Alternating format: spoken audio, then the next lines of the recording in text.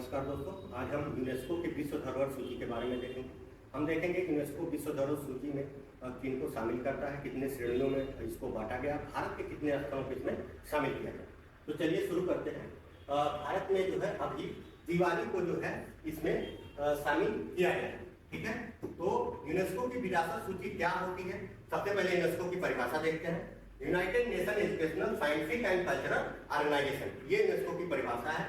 और अगर देखें इसके कार्य को, इनको चुनती है, तो यूनेस्को जो है दुनिया भर की उन धरोहरों को चुनती है जिन्हें मानवता की अमूल्य विरासत माना जाता है। इन्हें जो है 3 श्रेणियों में बांटा गया। ठीक है, सांस्कृतिक श्रेणी और प्राकृतिक श्रेणी एवं मिश्रित श्रेणी। ठीक है, तो सांस्कृतिक श्रेणी में जो है इसके ऐतिहासिक स्मारक, मंदिर, महल, गुफाएं आते हैं।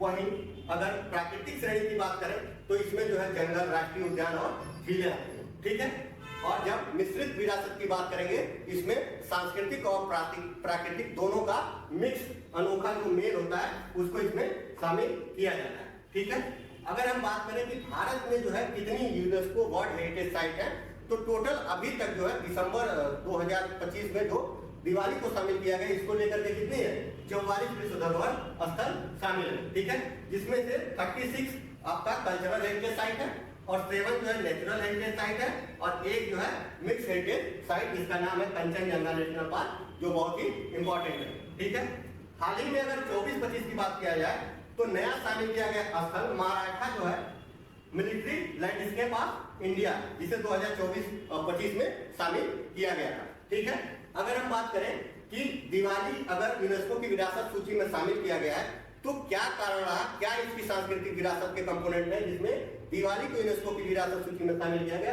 तो हम बात करते हैं दिवाली का, तो 2025 में जो है दिवाली को इंसानी अमूर्त सांस्कृतिक विरासत, इंसानी अमूर्त का मतलब होता है intangible cultural heritage of humanity, इस सूची में शामिल किया गया। इसका मतलब होता है इसको कल्चरल यानी सांस्कृतिक विरासत सूची में इसमें शामिल किया गया। इसका क्या मतलब होता है इंटेंजिबल कल्चरल हेरिटेज ह्यूमैनिटी का?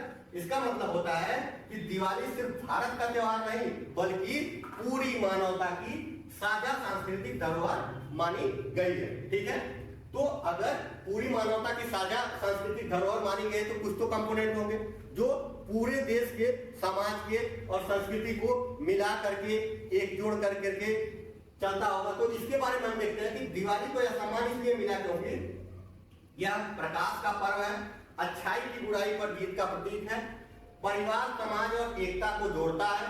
वहीं भारत की प्राचीन परंपराओं, संगीत, पूजा विधि, भोजन, कलाओं को साथ में लाता है। ठीक है, बात करें यूनेस्को ने माना कि दिवाली लाखों लोगों की जीवित परंपरा, जीवित परंपरा का मतलब होता है कि इसमें संस्कृति, अध्यात्म और सामाजिक मूल्यों को आज भी क्या किया है, जीवित रखा है।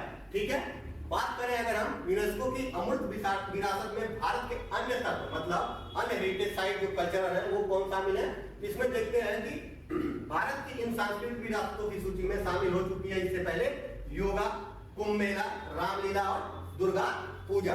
अब जो है दिवाली इनके साथ जो है मंच पर भारत की सांस्कृतिक प्रतिनिधित्व करेगी। ठीक है, अगर करें हम बात सांस्कृतिक विरासत की, तो हम अब सबकी जिम्मेदारी है कि हम अपनी सांस्कृतिक और विरासत को सुरक्षित रखें, अपनाएं और आने वाली पीढ़ियों तक पहुंचाएं। ठीक है, धन्यवाद।